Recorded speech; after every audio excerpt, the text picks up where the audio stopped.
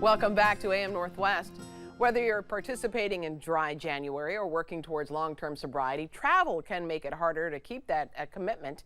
Here with help for those hitting the road, we welcome the author of the Sober Travel Handbook, Teresa Bergen. Good to see you again, Teresa. Hi, Helen. Thanks for having me on the show. You bet. Let's start at the beginning because Okay. you decided to quit drinking pretty early on. Yep. Tell me about that. Well, let's just say that the behavior I had when I was drinking would not have gotten me invited back onto your show. Okay. So, and you were just what, 20 something? I was 20. I was Yeah. really fortunate. I had my problems manifest early, so I managed to have like a whole adult life without drinking. So I'm really lucky. Part of it's I had a very nice family to fall back on. I wasn't one of those people that didn't have good role models. I had good role models, and I was lucky enough that they helped me. That's awesome. Yeah. So when it comes to traveling, though, sober travelers kind of face some challenges. Talk to me about that. Well, I mean, it sounds really simple on the surface, right? You just go somewhere and you don't drink. Right. That's sober travel. But for a lot of different groups of people, it can be a problem. So obviously people in recovery, it's like you go somewhere new, you're like, oh, I'm a different person, I'm in a different space, people are handing me these drinks, maybe one won't hurt, and then there's a common chance of relapse, especially if people are kind of shaky or new in their sobriety. Right. And then you also have people who don't drink all the time, but they kind of let loose on vacation, and then they overindulge, and then they come home kind of feeling bad about themselves because they think, you know, they were looking forward to this vacation, and then they just drank too much, and they didn't do the things they wanted, and they're hungover. And then you have just like a lot of other people who don't drink for whatever reason, and they might end up on a vacation with people who are drinking a lot, and then it's just kind of boring, like that's not what they came for. So there's a lot of different types of sober drinkers, you know, some with a real problem, some without a problem, and everything in between. I've noticed that in the twice I went on a cruise that there are meetings for people who want to stay sober, so like AA meetings for those. I mean, there are things that are available. There are meetings available if you want to go. Yeah, if you're on a big cruise ship. The smaller ones won't have, but the really big ones do. And usually it'll say on the schedule, it'll say Friends of Bill W, which is kind of a code word. So if anybody does find themselves on a cruise in recovery, look for that. Yeah. And then do you have any tips for those who want to stay sober while traveling with friends or with family who do drink? Well, I think the most important thing is to have a support system. Okay. So if you have somebody at home, at the very least, that you can check in with by text or phone, tell them you're going on this trip, tell them about your concerns, let them know you'll be checking in. So that's going to be one anchor.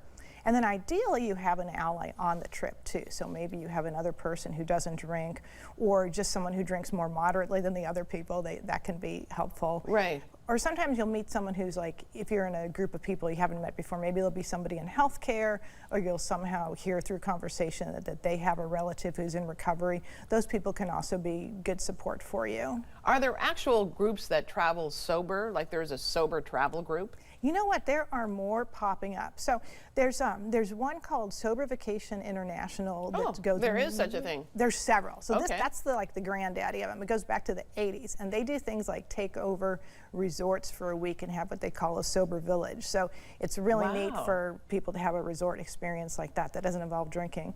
And then a new one just came up in the last few years, called Choose Life Sober Adventures. I've traveled with them twice. Really fun, small group. We had like 8 or 9 people, and once we went to Costa Rica and once we went to Machu Picchu.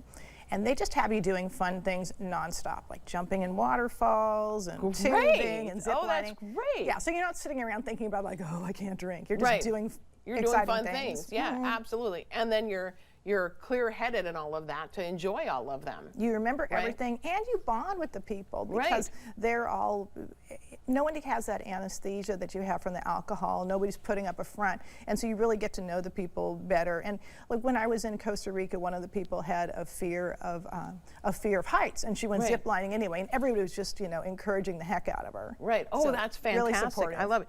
And I feel like there are more bars that offer mocktails and that kind of thing. There seems like there's more available now. Do you have suggestions on where folks can get like a good mocktail? Big emphasis on that. A lot of places are doing it for dry January, especially coming up with interesting drinks. There's also a new trend of sober bars, so it's bars that are all sober. So are they called dry bars? They can be, or non-alcoholic bars, but the biggest, or the first one that's still going is Sands Bar in Austin, Texas. That's a real good one. There's one in New York, Hecate. We had one here for a little while, but right now it's dormant. They lost Okay. they moved out of their spot called Sucker Punch, so I'm hoping they come back.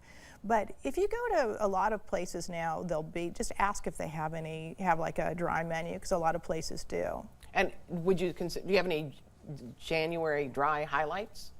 Yeah, there's a couple in town. So the Portland Night Market is doing a special dry January edition. They'll have 2 nights. I don't know what's going to be there, but I'm excited to find out.